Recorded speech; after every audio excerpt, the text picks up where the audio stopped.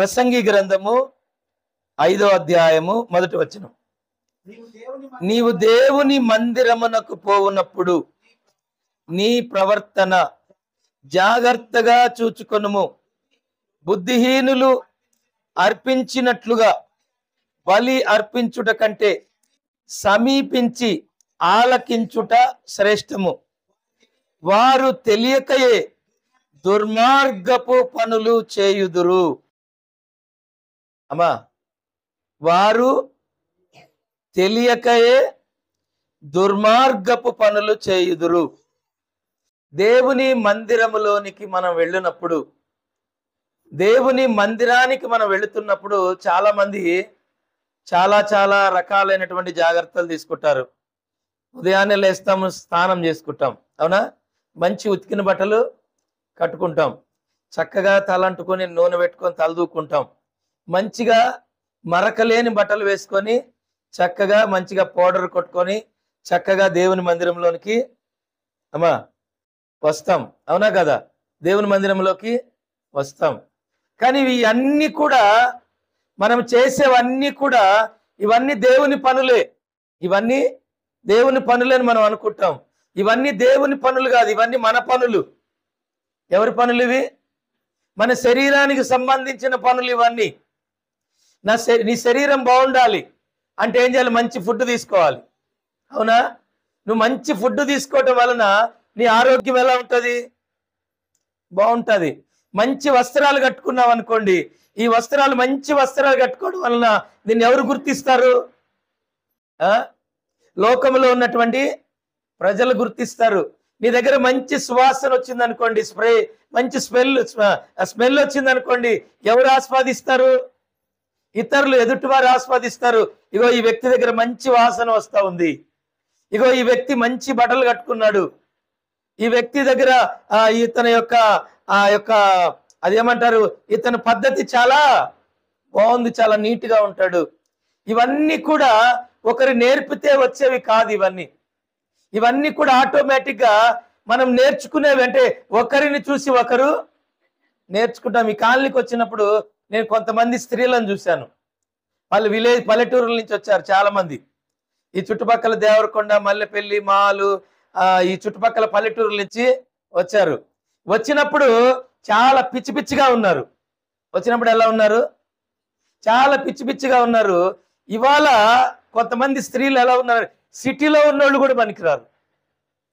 సిటీలో ఉన్నోళ్ళు కూడా పనికిరారు. ఇక్కడికి వచ్చిన తర్వాత చాలా మంది స్త్రీలు కానీ పురుషులు కానీ పల్లెటూరు నుంచి సిటీకి వచ్చిన తర్వాత వాళ్ళ వస్త్రాధారణ మారిపోయింది. వాళ్ళ వస్త్రాధారణ, వారి కట్టు బొట్టు, ఆ మాట్లాడే విధానము అవన్నీ చాలా వరకు మారిపోయినాయి.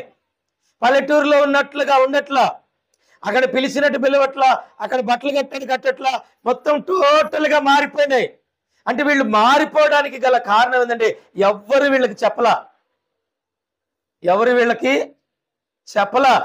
పల్లెటూరులో ఉన్నప్పుడు అక్కడున్న కల్చర్ని పాటించారు, అక్కడున్న పద్ధతులు పాటించారు. సిటీకి వచ్చిన తర్వాత సిటీ కల్చర్కి అలవాటు పడ్డారు.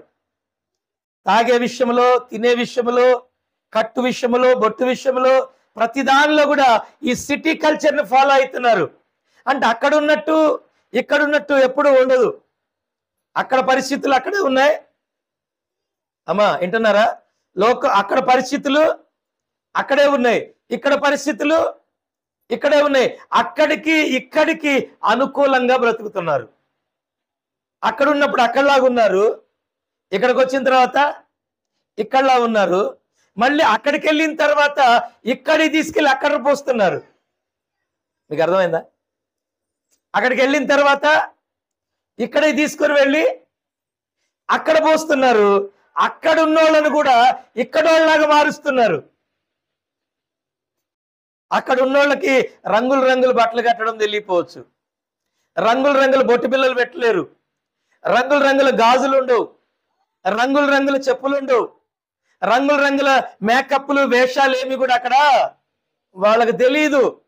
ఉదయాన్ని లేచారా, మొహం కడుక్కున్నారా, స్నానం చేశారా, ముద్ద తిన్నారా, ఆ పనికి వెళ్ళిపోయారా, అంతేనండి. ఆ మట్టి అంటే పొలం పనికి, ఆ బురదలో ఆ మట్టిలో పని చేశారా, మళ్ళీ ఈవినింగ్ వచ్చారా, 2 చెంబులు నీళ్ళు పోసుకుని ముద్ద తిన్నారా, పడుకున్నారా, గంతే. దేవుని స్తోత్రం. ఇక్కడ పరిస్థితులు అలా లేవు. ఇక్కడికి వచ్చినాక పరిస్థితులు అలాగా లేవు. అక్కడ ఉన్నప్పుడు పెద్ద ఖర్చు లేదు. ఆరోగ్యకరమైన ఫుడ్ తిన్నాం, వేడివేడిగా వండుకొని తినేవాళ్ళు. ఇక్కడికి వచ్చిన ఫ్రిడ్జ్లు వచ్చినాయి. ఏమొచ్చినాయి? ఫ్రిడ్జ్లు వచ్చినాయి. రాత్రి వండింది ఫ్రిడ్జ్లో పెట్టుకోవడం, పొద్దున్నే వేడి చేసుకొని తింటాం. మరి అక్కడ ఉన్నప్పుడు ఏ రోజుకి ఆ రోజే ఫ్రెష్గా వండుకోవడం. అవునా కదా? రాత్రిది రాత్రే, మధ్యాహ్నమే, మరి మార్నింగ్ ఉదయమే ఎప్పటికప్పుడు వేడివేడిగా తినేవాళ్ళు, ఆరోగ్యంగా ఉండేవారు. ఏడకు వచ్చిన తర్వాత సోకులైనాయి, రోగాలైనాయి. హల్లెలూయా. ఏడకు వచ్చిన తర్వాత సోకులు పెరిగినాయి, శోకాలతో పాటు రోగాలు పెరిగినాయి, రోగాలతో పాటు అప్పులు కూడా పెరిగినాయి. మరి రోగాలు ఊరకనే పోతే సంపాదించిన సంపాదన సరిపోవట్లా, సంపాదించిన సంపాదన రోగాలకి సరిపోవట్లా. కనపట్టుదల్లా కొనాలనిపిస్తుంది ఇక్కడ. అవునా? ఏ బండి వచ్చినా వదిలిపెట్టేది లేదు. ఏ బండి వచ్చినా కాలనీలో కానీ, మరి మార్కెట్లో కానీ, ఎక్కడికి వెళ్ళినా ఏది కనపడితే దాన్ని కొనాలి, తినాలి, దాన్ని కొనాలి, కట్టుకోవాలి. అంటే ఆ లోకాశలు పెరిగిపోయినాయి, నేత్రాశలు పెరిగిపోయినాయి, శరీరాశలు పెరిగిపోయినాయి, జీవపుడంబాలు పెరిగిపోయినాయి. మరి ఆ రోజు అక్కడ ఉన్నప్పుడు మనకేమీ తెలీదు. ఆదివారం వస్తే తింటే అంత మాంసం తెచ్చుకొని తినేవాళ్ళు, అంతేనా? ఇక్కడికి వచ్చిన తర్వాత ఆడున్నప్పుడు కనీసం ఇస్త్రీ పెట్టె కూడా అంతగా తెలియపోవచ్చు. ఇక్కడికి వచ్చినాక ప్రతి ఇంట్లో ఇస్త్రీ పెట్టెలు, కరెంటు బిల్లులు. దేవుని స్తోత్రం. హల్లెలూయా. ఇంట్లో ఉన్న పౌడర్ కొట్టాల్సిందే, బయటికి వెళ్ళినా పౌడర్ కొట్టాల్సిందే. ఎక్కడున్నా మేకప్ తగ్గట్లేదు. ఇక్కడ ఆడున్నప్పుడు ఏం తెలీదు, ఆర్భాటాలు లేవు, అలంకరణ లేవు. ఏమండి? అక్కడ ఉన్నప్పుడు ఎదుటోళ్ళు నన్ను చూడాలా, నువ్వు బాగున్నావే అని ఎవరు నన్ను అనాలన్న ఆలోచనే లేదు. మన పని ఏందో, నా భర్త ఏందో, నా బిడ్డలేందో, నా కుటుంబం ఏందో, నా పొలం ఏందో, నా పరిస్థితి ఏందో అదే కనపడింది. కానీ ఈ రోజు సిటీకి వచ్చిన తర్వాత ఏముందంటే అందరూ నన్ను చూసి, అబ్బా నీ చీర భలే ఉందే, ఏ మార్కెట్లో కొన్నావు అని అందరు అడగాల. యాడ గుట్టిచ్చావే ఈ చొక్కా, యాడ గుట్టిచ్చావో ఈ జాకెట్ అన్నట్టు అయిపోయింది. ఒక జాకెట్ ఇవాళ కొంతమంది స్త్రీలు కుట్టించే జాకెట్, ఒక్క జాకెట్కి 1500. ఎంత? 2000, 4000, 5000. ఏంటది? జాకెట్ కుట్టుకూలి నెల జీతం అంత అవుతుంది. ఇవాళ యవనస్తులు కూడా వాళ్ళు వేసుకునే బట్టలు ఎలా ఉన్నాయి? బొక్కలు. వాళ్ళు వేసుకునే ప్యాంట్లన్నీ బొక్కలే, ఒంటి చుట్టూ జేబులే. ఆ నెత్తికి కటింగ్ చేస్తే సగం మొత్తం పూర్తిగా గొరిగించి ఓ 4 గంటలు పెడతారు, పంతులు గారికి ఉన్నట్టు.